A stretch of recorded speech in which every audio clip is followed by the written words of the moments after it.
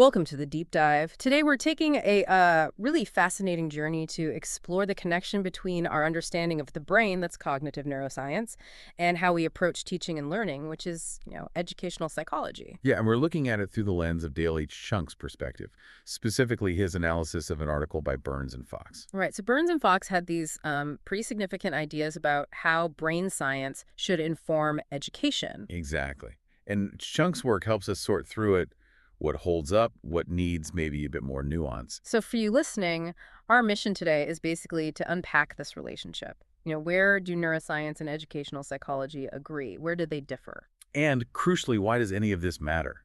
For educators, for learners, for you. Okay, let's dive in. First up is this idea of consistency. Right. Burns and Fox argue pretty strongly that our educational theories, especially about learning and motivation, they really need to line up with what cognitive neuroscience tells us about the brain. Makes sense. It should be grounded in the biology, right? They believe it's fundamental, yeah, for a solid understanding. And Schunk is, well, he's definitely on board with this general idea. He even points out that educational psychology sometimes has its own internal inconsistencies. Oh, yeah. Like what? Well, he mentions information processing theories. Some older models suggested, step-by-step sequential processing. Like a single file line? Exactly. But current research, including from neuroscience, shows it's much more simultaneous. Different brain areas working in parallel. Mm-hmm. More like a busy workshop than a queue. That's a good way to put it. Yeah. And Schunk also notes how neuroscience helps clarify that distinction between domain-specific skills Like specific subject knowledge. and more general cognitive processes, like problem solving, that we use across different areas. Right, and while educational psychology has talked about this, Yeah. neuroscience is kind of pushing for clearer categories, which is useful. Definitely useful. Okay, but here's where it gets a bit tricky. Just because we find something out about the brain, does that mean we automatically know how to teach based on it? Ah, yes, the translation problem. Burns and Fox definitely wave a big caution flag here. They really do. They warn against just taking a neuroscience finding and slapping it onto a classroom activity. Yeah, the risk of oversimplification or just plain misapplication is pretty high. And Schunk uses that perfect example, the whole right brain, left brain thing. Oh gosh, yes. Yeah, That idea really took hold in education for a while, didn't it? totally.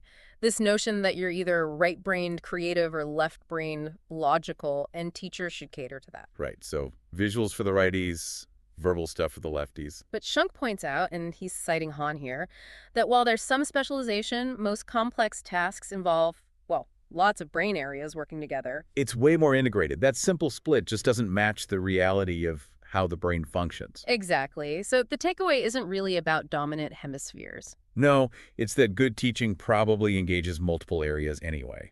But, as Schunk wisely adds, this doesn't mean we should just ditch using different ways to present information.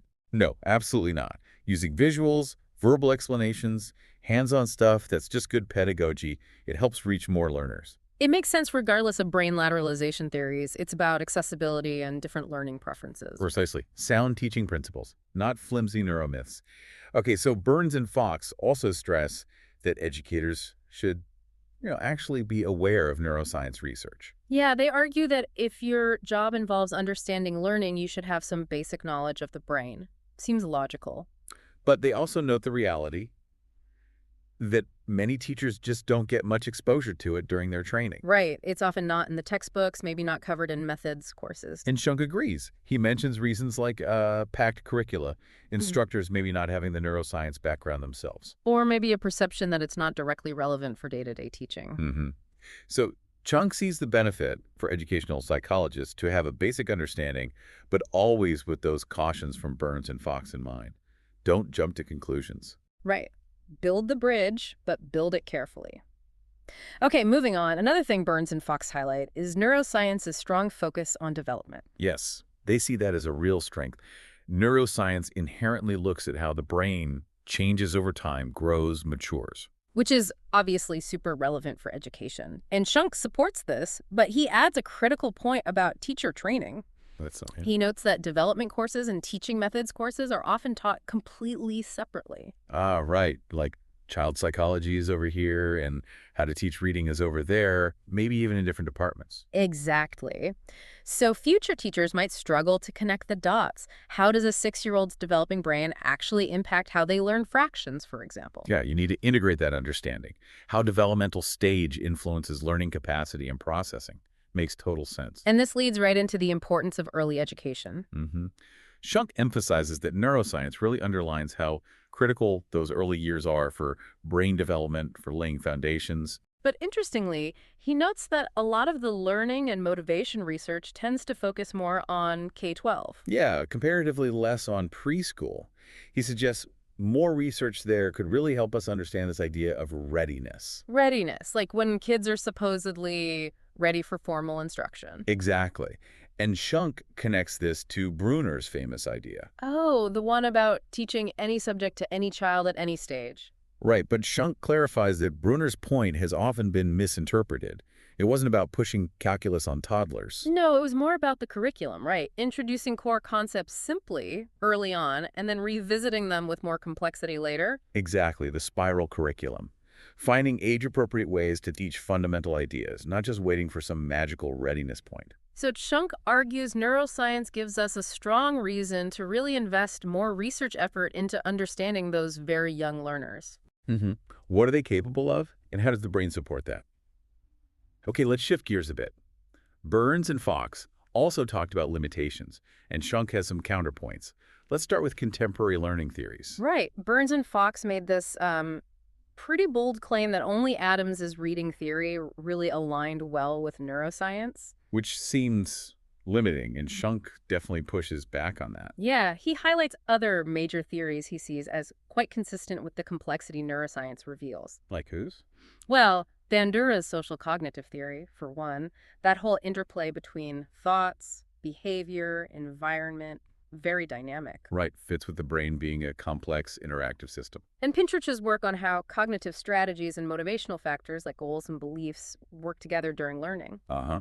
Shunk also mentions his own research looking at how teaching methods interact with student characteristics. Yeah. It's not simple stimulus response. Definitely not. He also touches on that neuroscience distinction between wanting and liking and motivation. Oh yeah, the dopamine pathways for seeking reward versus the pleasure centers for experiencing it. Right. And he contrasts that with cognitive theories that often focus more on the value of a goal, the satisfaction of making progress, even if the immediate task isn't, wildly fun. Which just underscores, again, the need for dialogue between the fields.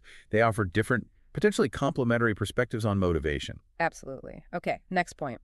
Domain general versus domain-specific processes again. Burns and Fox see that distinction as useful, coming from neuroscience. But Chunk adds a layer of complexity. He argues that in actual learning, those lines get pretty blurry. How so? Well, think about cognitive processes like planning or motivational ones like setting goals. They seem to operate similarly whether you're learning history or physics. Yeah, makes sense. He uses reading and math reasoning as examples. They seem domain-specific. But reading is fundamental literacy needed everywhere. Exactly. And mathematical reasoning skills. They apply way beyond just math class, problem-solving, logic. So the skills might seem specific, but their application and the underlying cognitive processes might be more general or transferable than the labels suggest. Right, it's more interconnected. Now, something Shunk feels neuroscience might overlook sometimes.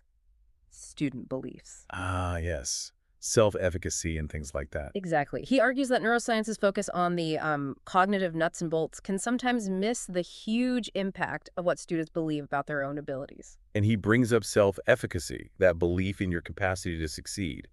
The research shows it's a powerful predictor of achievement, right? Hugely powerful, sometimes even more predictive than past performance. It's about believing you can do it. And it's not static.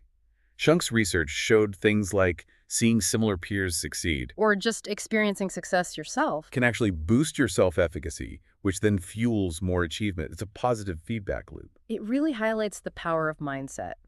And Shunk suggests, interestingly, that neuroscience methods could actually help us understand how these beliefs and cognitive skills interact in the brain. Like mapping the neural correlates of high versus low self-efficacy during a task. Potentially, yeah.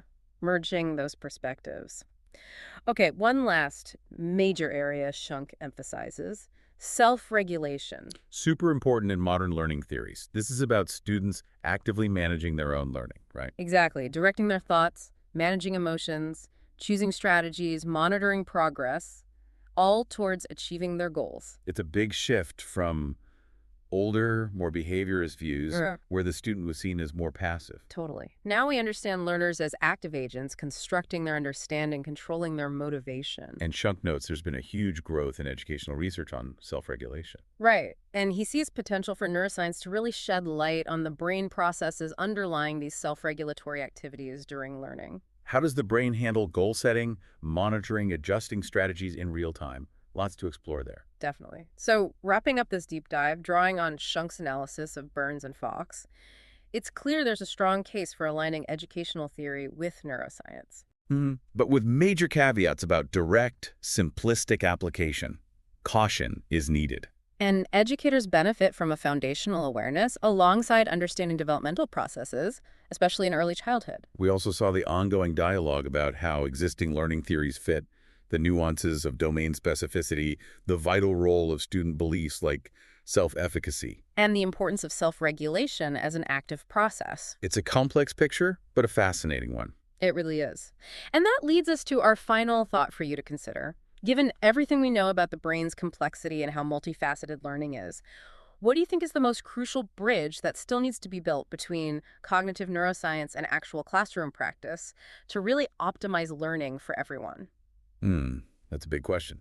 How do we translate the depth of neuroscience into practical, effective strategies without losing the nuance or falling into those traps we discussed? Yeah, think about your own learning or any educational context you know. Where's the biggest gap or the biggest potential connection still waiting to be made? Something to chew on. Thanks for joining us for this deep dive.